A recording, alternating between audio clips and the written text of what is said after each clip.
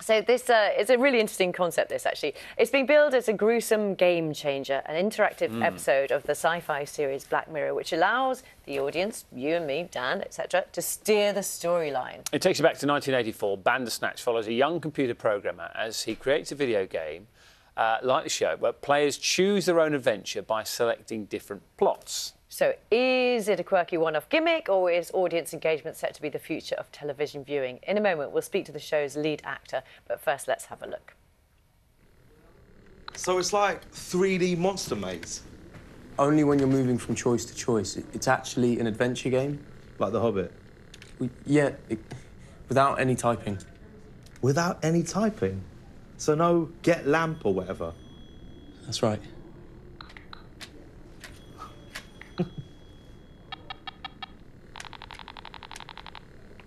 Choices come up on the screen, and you pick one against the clock. OK, he's Pax. He's the demon. He's in the book. So we've actually arrived at a choice point, and you can choose with the joystick. You've got 10 seconds. Worship him. Oh, it's good. We're joined by Fionn Whitehead, who plays Stephen Butler. We saw him there. I mean, when this concept was explained to you, were you on board straight away? You think, how is that going to work in the world of TV? I think when I first found out they were going to try and make it an interactive piece, Yeah. I did fear that it could be gimmicky almost. I think kind of everyone that kind of when they hear the word interactive attached to like a show like Black Mirror, the fear is always that it could come out as a gimmick.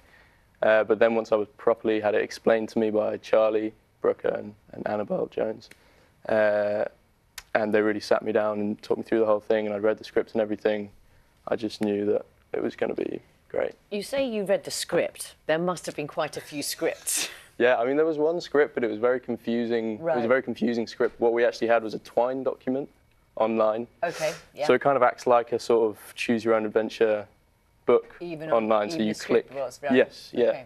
Yeah. And you must... Sorry to interrupt. We've both got so many questions about it. It must have taken, you know, obviously much more time filming than a normal film.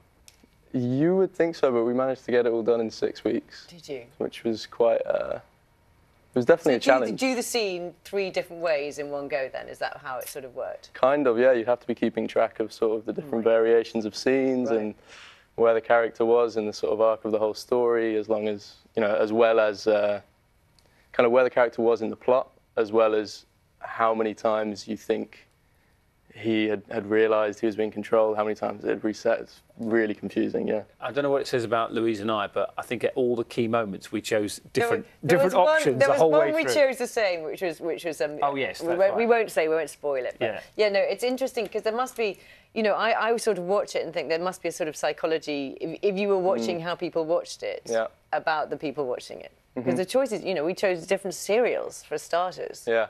Yeah, that's an indication of the different choices you get. Basic is what you have for breakfast. I think it's the first choice, isn't it? Yeah. And then it develops. You can take the plot in various different areas as you sort of move through the episode. Yeah, kind of spirals into madness and goes darker and darker with your choices.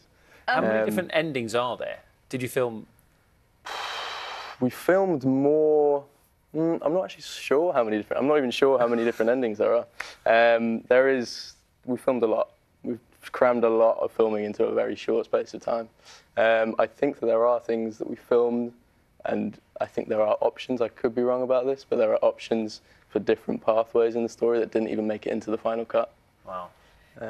Do you think it's interesting because I was watching it, and you do genuinely, and it sounds really silly, this, have to concentrate because you as the viewer are making choices all the time. And I'm interested in that as a concept in this, you know, 21st century where lots of people are watching a film, looking at their phone. Or, do you sort of mean? Do you think, because it comes and brings you back to the film in a way that we're maybe not used to anymore? Yeah. Yeah, I think you're absolutely right. I think it forces you to really concentrate and you really do have to focus on what you're watching because you are making these decisions rather than sort of as often is the case with some things, kind of just taking the information in without really thinking about it, without really paying attention. You are really kind of forced to sit there and focus. Let's have a look at another clip as we see a picture of Will Porter there. This is your father, Stephen's father, having a go at you about how much time you're spending on the computer.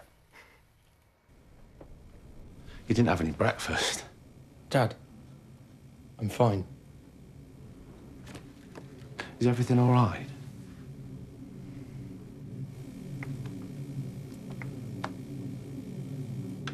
Stefan, I'm worried about you. You've been stuck in your room for weeks.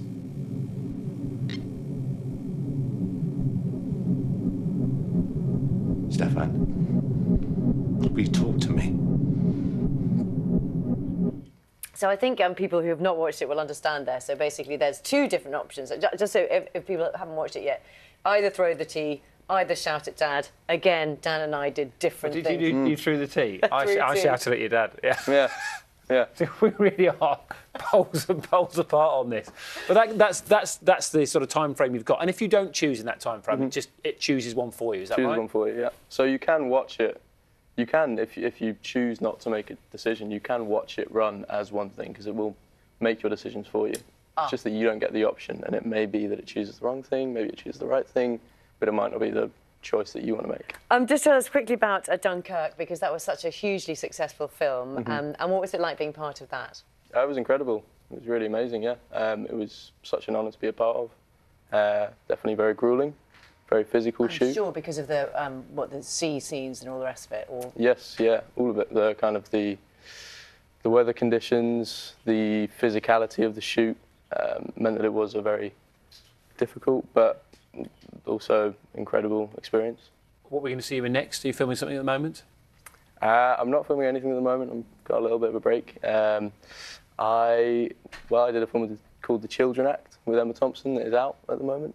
I did filmed that a couple of years ago. Did a film called Roads, which was directed by Sebastian Schipper, acted alongside Stefan Bach. Hopefully that'll be coming out soon.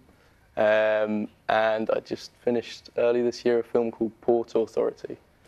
Okay, so you have been busy. Last question. A break. Have your friends enjoyed, watching the film and making choices about your character? They must have loved it. Yeah, they all seem to be choosing the grisliest decision they possibly can for me, and reveling in it, texting me straight after.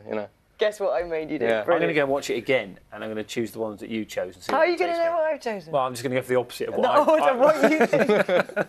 Thank you very much. Really nice to see you. Great, Black Mirror's you. Bandersnatch is available to watch on Netflix, and I say watch, play along. Yeah, it's like a game as well, isn't it?